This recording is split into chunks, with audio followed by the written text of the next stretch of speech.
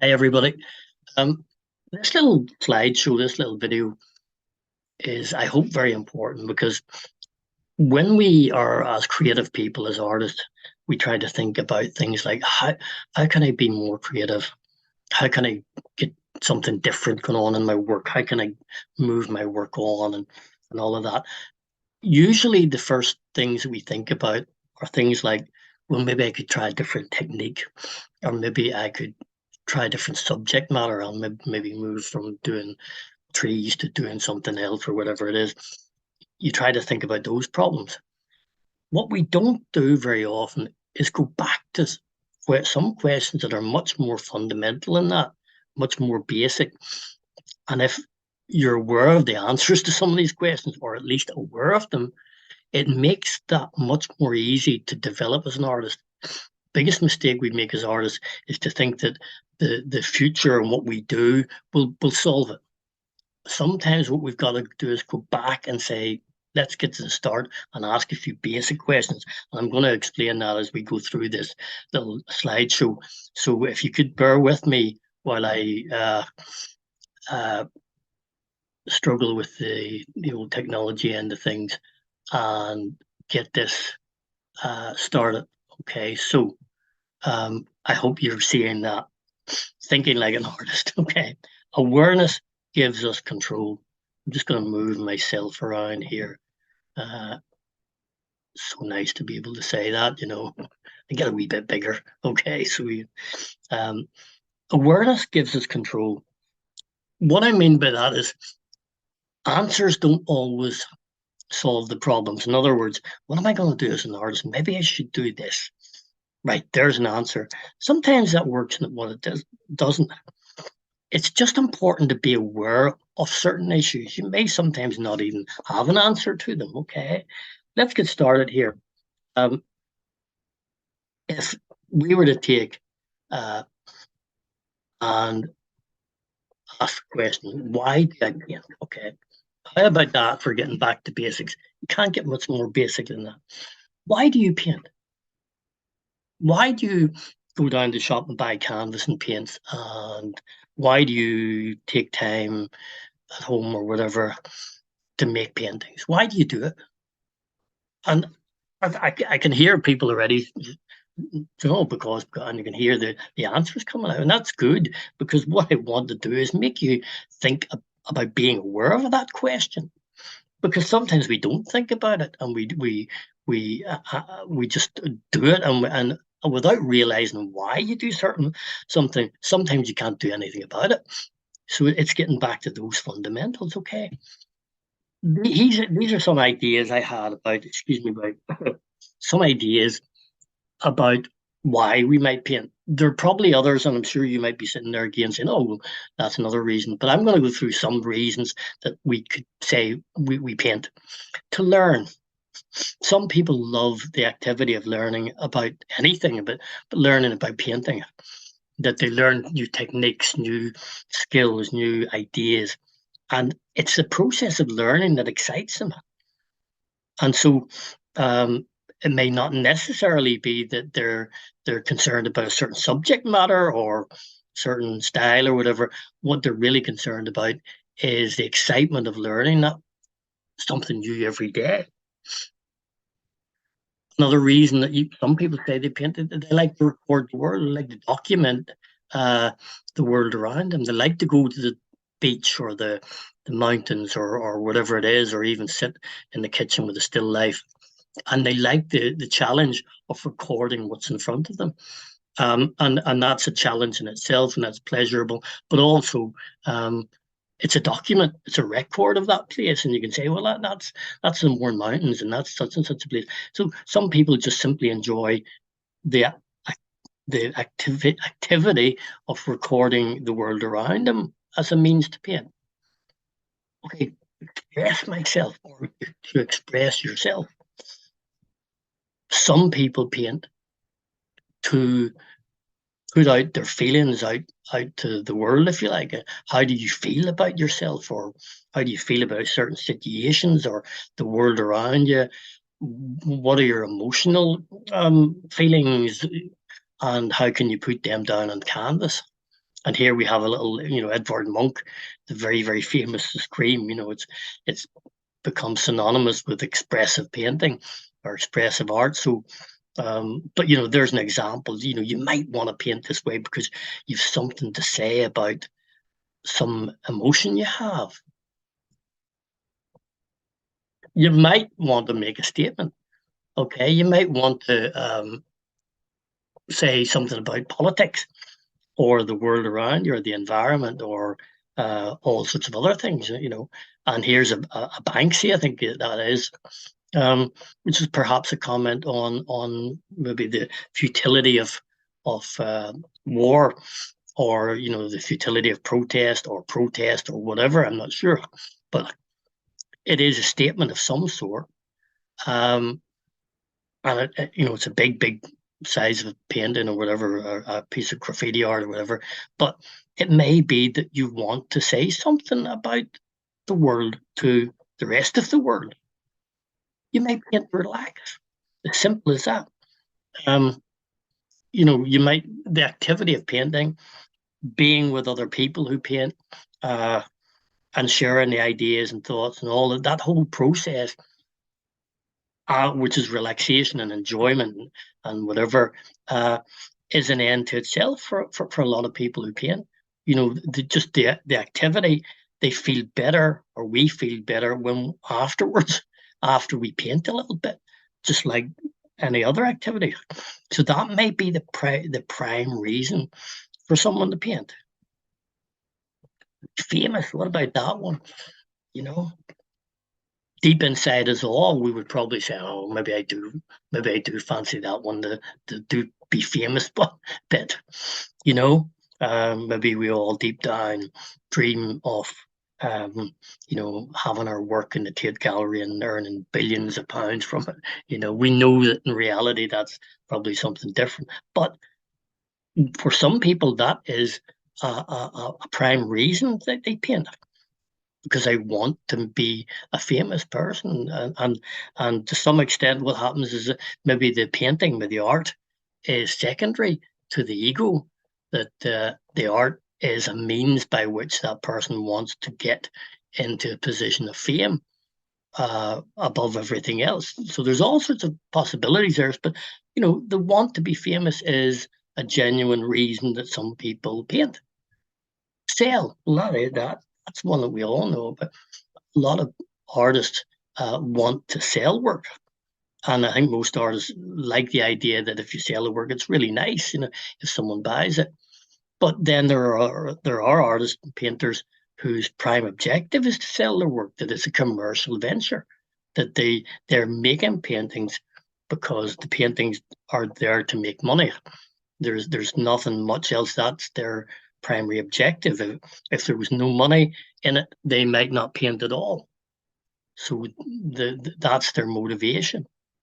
Uh, but as I say, most of us who paint have in the back of our minds, yeah, I'd like to sell painting. But there's a difference between selling painting here and there on occasions and saying that is my reason to get up in the morning.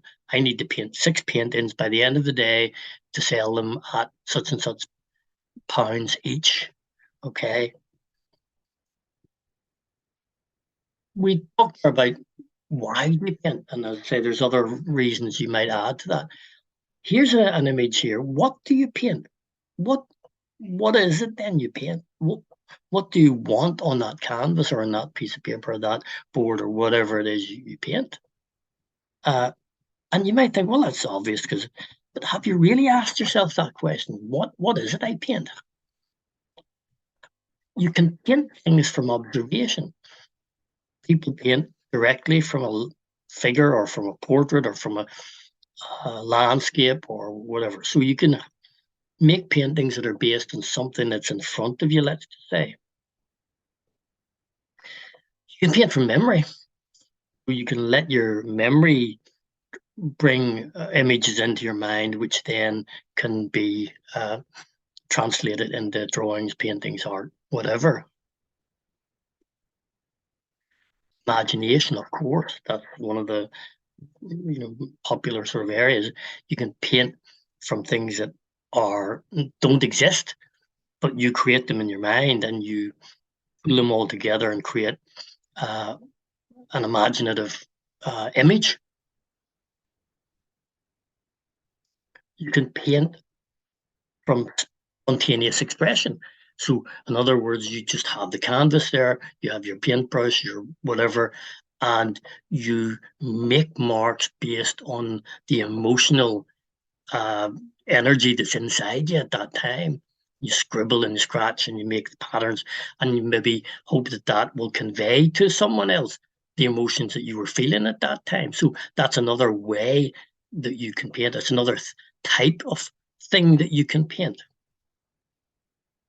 You can paint in what's called a processed way, process based. In other words, this is an example here. This is Gerhard Richter, who's a very famous artist.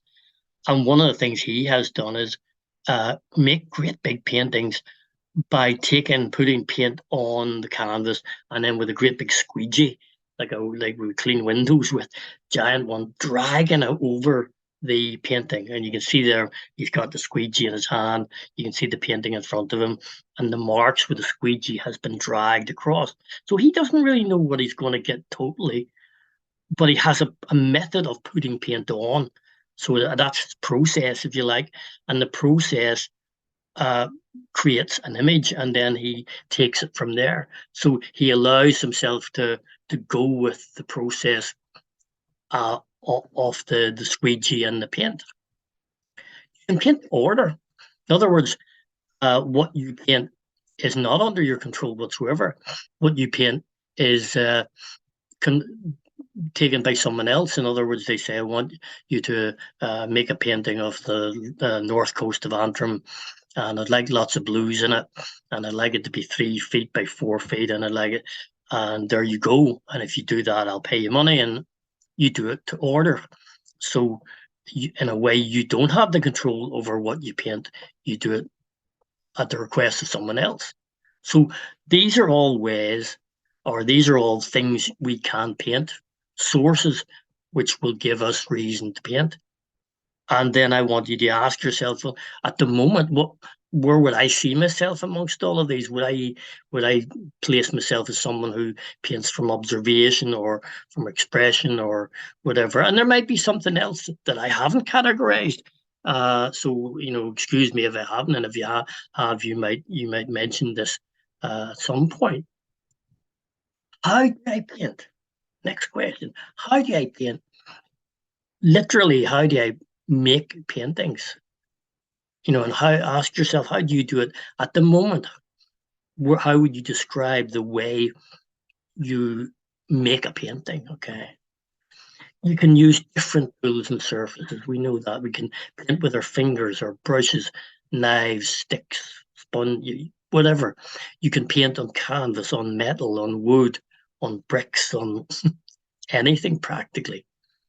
So that's a way of painting, or ways of painting. Okay, you can paint on different sizes. You paint big, giant like this one, uh, you know, uh, or do you paint little tiny miniatures? Um, this is a painting by Kiefer, uh, Ansel Kiefer, uh, and you can see by the girl beside it, it's a massive picture. But as I say, it could be tiny. You might choose a tiny little scale for your work. So what way do you approach this? Different methods, different materials, I should say. You can choose different materials or mix them. What is it you do at the minute? What would you say is your most common approach to it?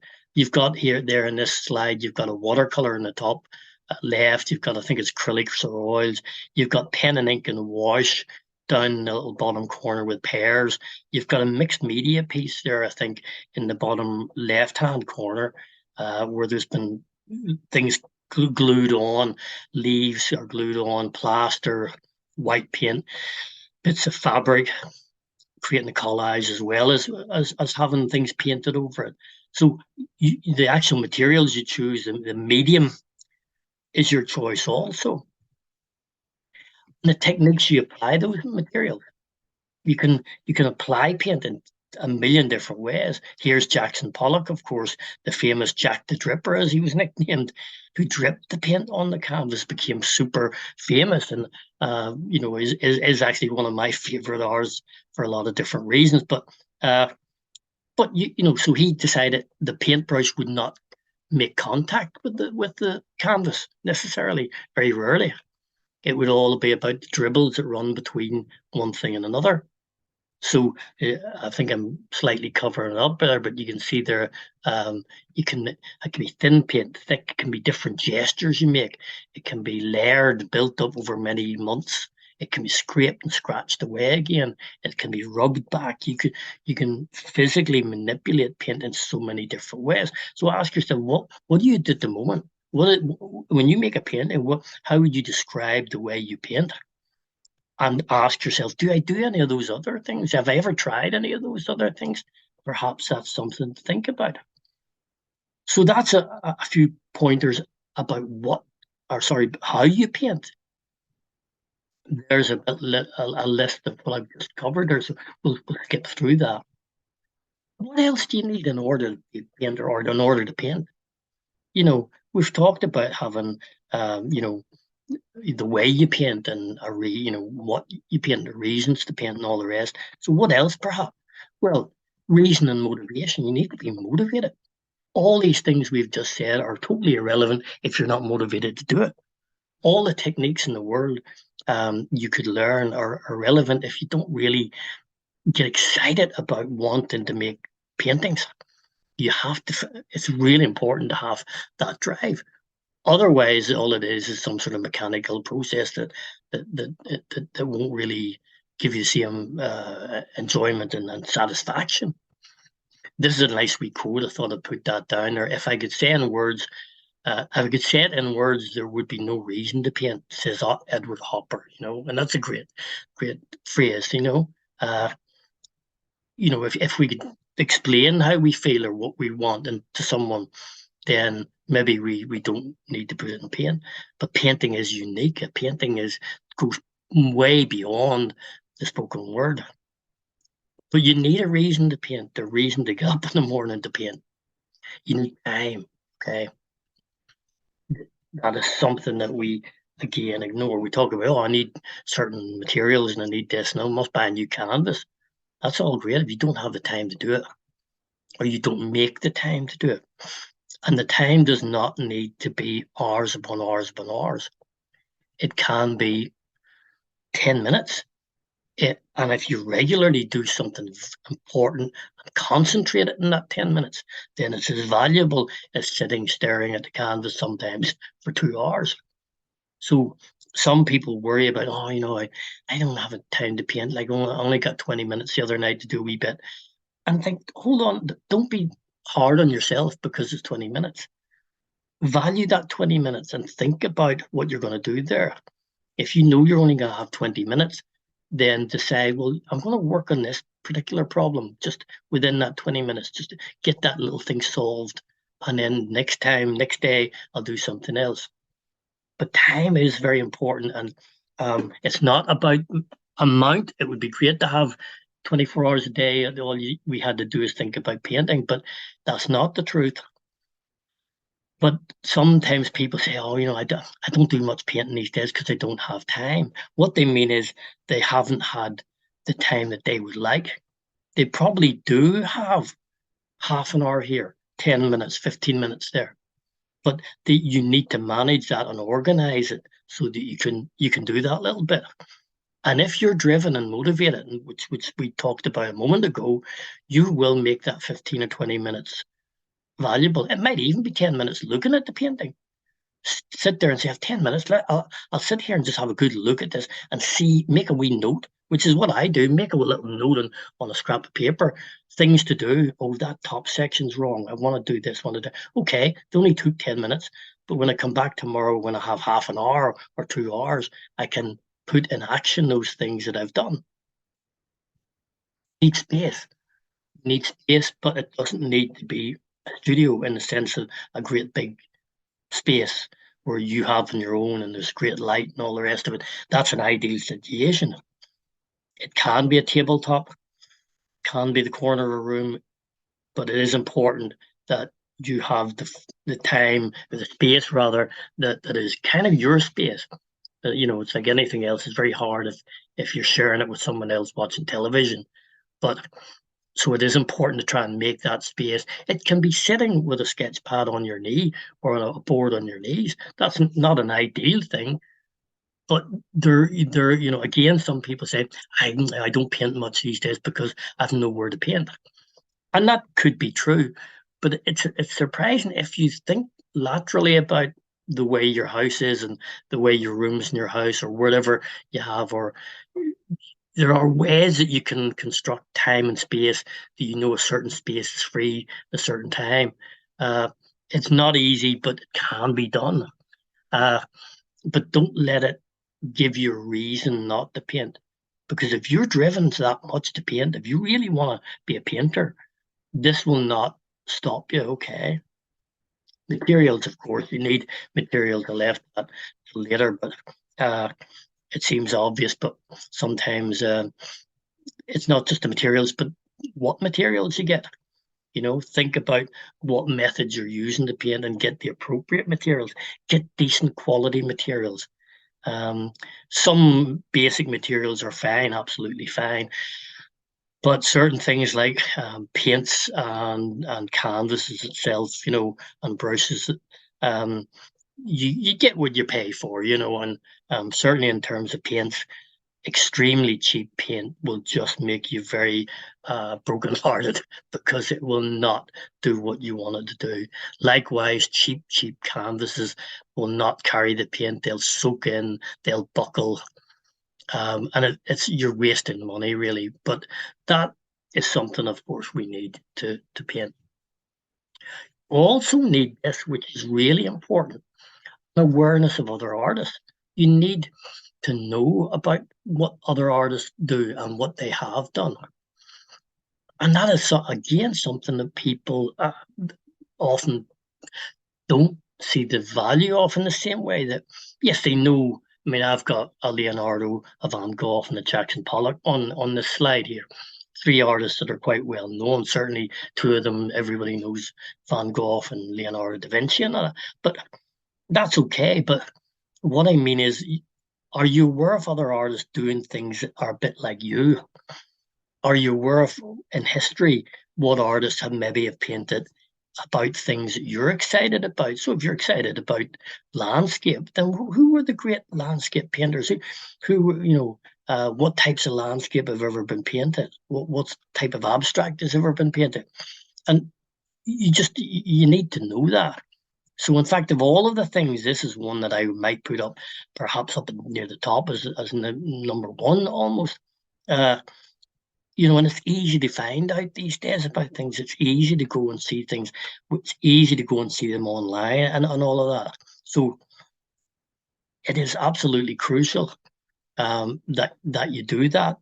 You don't need to become an art historian, but you do need uh, to look, and you don't need to know the meaning of the art and all of that necessarily. It might be just something that you see that that relates to you and think, yeah, I like that. And it doesn't may not even be that someone is particularly famous. You don't need to go and look up all the famous artists in the world. You might see a painting in a gallery somewhere by someone who you don't haven't really heard of, but you really think, yeah, I love the way they do this. I love the way they do that. That's great. This is how there's no other area I think that people ignore this so much, because everybody I know who's into music really, really loves music. They can list the greatest musicians that they know. They can list the bands that they love, the guitarists that they love. Everybody I know who's into football can list all the great footballers who ever lived because they're absorbed by it. But so many people I know who paint don't really take the same time to become excited about the great heroes of painting, and it's something that it never ceases to bewilder me a wee bit. But anyway, there we are. That's important to think about. What do you do with it? What do you do with that work when you make it? Ask yourself that question. And you probably, if you're a painter, you probably have like me, loads of paintings you can see behind me, hanging around, lying up against the wall, been there for months perhaps.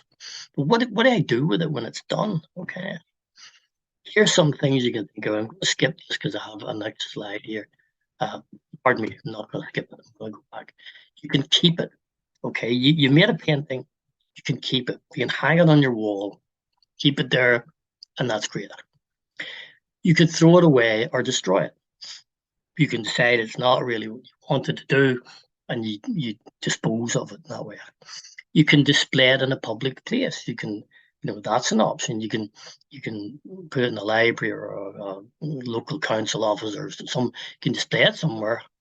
You can display it online. You can put it up, a photograph on Instagram or Facebook, or even your own website. So you can virtually display your work if you want to display it to the public. You can place it somewhere that's unrecorded. You can just put it in a room, your bedroom, and no one really else in the world knows where it is, but it's there. You might even just put it in the cupboard, but it's there. It exists, but it's not to be seen. You can sell it, so you can sell it by exhibiting it first, hanging it. If you hang it in an exhibition and someone comes along and they want to buy it, and that's great. Or you might sell it without exhibiting it. In other words, someone might just see it, or you might go to someone and say, "Would you like to buy this painting?" And you privately arrange for it to be sold, without it ever being hung on a gallery wall. You can give it away. You could give it to a friend, you can give it to anybody, or exchange it. And exchanging it was something that we certainly did when I was in studio groups. We sometimes, if we liked some of each other's work, we couldn't afford to buy art, so we would say, "Look, would you give me that painting, and would you like that painting?" And that way, I've got a few paintings by people that are really interested in paintings, and that's the way we did it. You can change it or repaint it. In other words, you can go back to the painting and paint over it again, or add bits to it, or scrape a bit off and repaint it and change it. It can become something different. So these are all, at least some ways that we can deal with the painting after it's done. These are things that we can do with it after it's done. Uh, and maybe ask yourself, what would you be inclined to do? What would you like to happen to your paintings when they're done? Would you prefer to have happen to them? So I'm asking you to ask these questions that I've just gone through. Here's a little diagram just to emphasize it. Those things we talked about. Why do you make art? What do you make? How do you make it? And what do you do with it? And all of them are interconnected. Okay, so obviously, if I make art to express my emotions, what I make will be governed by that to some extent. So what I make might be an imaginative piece from my head, rather than on a piece observed from direct reality. And how I make it might be with very thick black lumps of paint put on with a knife or my fingers or something, because it is expressive. So, and what I do with it, it might be one of those things I want to have in a gallery, or maybe it doesn't go anywhere because it is a personal, expressive piece. So you can see that they're all interlinked. One answer to one question has an influence on the answers, perhaps, to some of the other questions, you know? And I think that's why it's important. And if I can maybe just come back to me here, um, that's why it's important to ask such basic questions. Because if you know why you paint, or you know what it is you really want to paint, then you can start thinking about ways of dealing with that. If you don't know those other things, you'll just be trying, "Oh, today I'll try this, tomorrow I'll try that. Oh, I did a tree today. Tomorrow I'll paint that bowl," or whatever. And you kind of float along without that focusing. What am I about here as a painter? And this is where this course, or this workshop, these workshops are about too. So please, maybe watch this again, perhaps. Ask yourself the questions, write these write some thoughts down, and there's something that then we can discuss.